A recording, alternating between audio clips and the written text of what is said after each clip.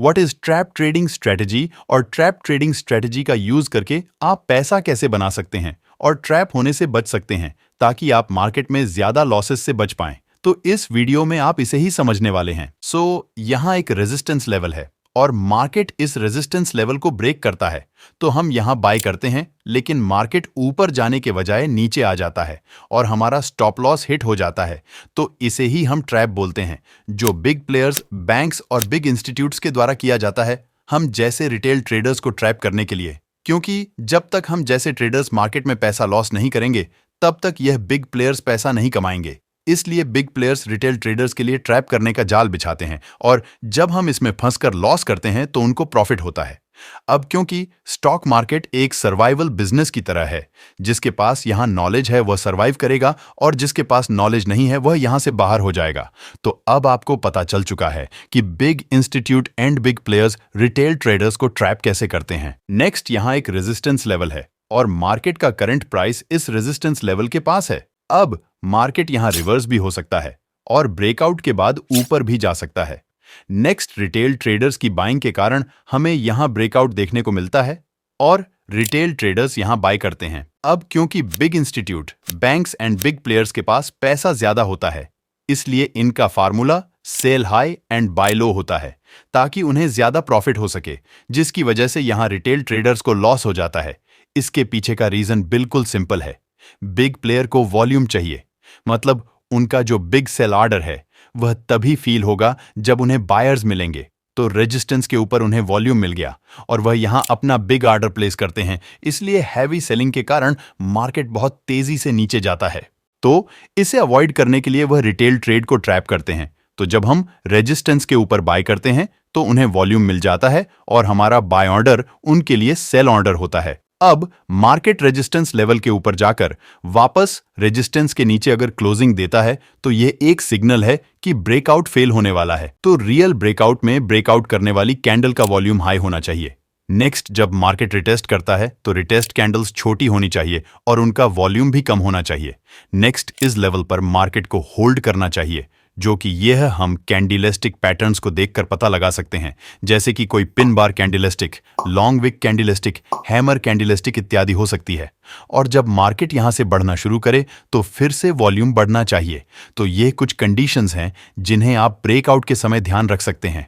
और इसे अच्छे से समझने के लिए डिस्क्रिप्शन में आइडेंटिफाई फेक ब्रेकआउट वीडियो का लिंक है, जिसे आप देख लेना, जिससे आप रियल ब्रेकआउट्स को आसानी से आइडेंटिफाई कर पाओगे। अब जरूरी नहीं है कि यह सारे पॉइंट होंगे तभी ब्रेकआउट काम करेगा, लेकिन अगर आप ब्रेकआउट के समय इन पॉइंट्स को ध्यान में रखते हो तो आपके लॉसेस कम होंगे। नेक्स्ट, यहां देखिए, यहां भी मार्केट हाई वॉल्यूम के साथ ब्रेकआउट देता है, लेकिन रिटेस्ट कैंडल्स का साइज बड़ा है विद इंक्रीजिंग वॉल्यूम और अगली कैंडल रेजिस्टेंस लेवल को ब्रेक करके वापस इसके नीचे क्लोजिंग देती है।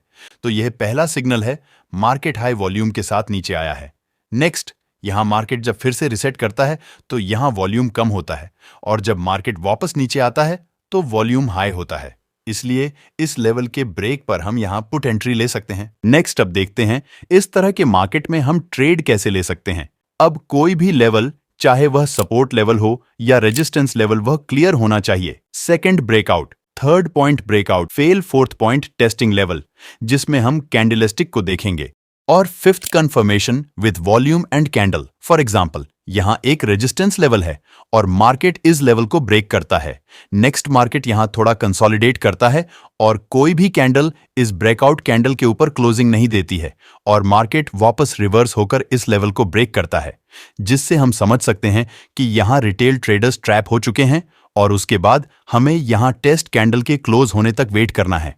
अगर टेस्ट कैंडल इस ब्रेकआउट कैंडल के लो को ब्रेक करती है तो हम यहां शॉर्ट कर सकते हैं और जितने लोगों ने ऊपर बाय किया होगा उन सबका स्टॉप लॉस यहां कहीं लगा हुआ होगा और बहुत से स्मार्ट ट्रेडर्स भी होंगे जो इस ब्रेकआउट फेल में शार्ट पोजीशन बनाएंगे।